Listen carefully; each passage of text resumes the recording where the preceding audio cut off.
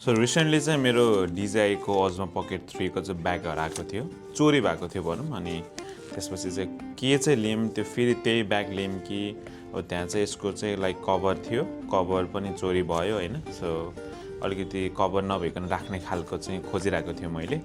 अनि ठ्याक्कै यो $59 छ अहिले होइन, यो DJI को स्टोरबाट लिएको Pocket 3 कम्बो क्यारिङ केस भन्दो रहेछ, carrying case. Okay, so let's see कस्तो हुन्छ होइन। अहिले राम्रो लिएपछि राम्रै खालको लिम भनेर हो। ओके, सो यस्तो प्याकेजिङ अलिकति नर्मल खालको चाहिँ कस्तो थियो भन्दाखेरि त्यो $29 को थियो होइन, त्यो चाहिँ नर्मल लाइक ओरिजिनलवाला ब्याग। त्यो चाहिँ यो मात्रै ऱ्याप थियो क्या, यो चाहिँ $59 भएर होला अलिकति बक्समै ऱ्याप गरेर हुन्छ नि दिइरहेको छ भनेपछि pricing matters. So probably that is the reason महँगो प्रोडक्टहरूको चाहिँ प्याकेजिङ नै राम्रो हुन्छ है। लेट्स सी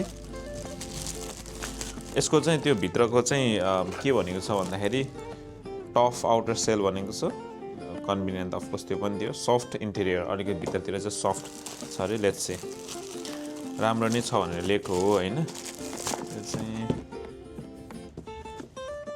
राम्रो छ, लाइक पर्फेक्ट क्यारिङ। ड्रोनको पनि यस्तै छ, यस्तो ब्याग छ। ओके, सो यस्तो हुन्छ,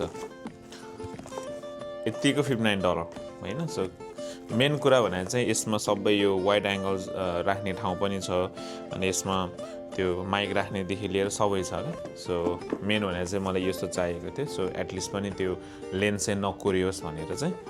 सो रिफाइन यसमा एक्स्ट्रा सामानहरू हाल्न मिल्यो, भित्र पनि पर्नै रहेछ, सो विच इज गुड।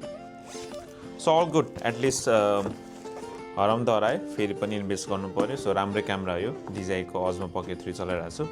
तपाईँहरू चाहिँ आज भर्खर एकजना दाइले कुन चाहिँ लिम भन्ने भएको थियो होइन, उहाँलाई चाहिँ मैले चाहिँ Osmo Pocket 4 चाहिँ रेकमेन्ड गरिदिएँ। त्यो बवाल छ। तपाईँहरू अब Osmo Pocket लिने सोचिराख्नु भएको छ, DJI को क्यामेरा लिने सोचिराख्नु भएको छ नि, go for the Osmo Pocket 4।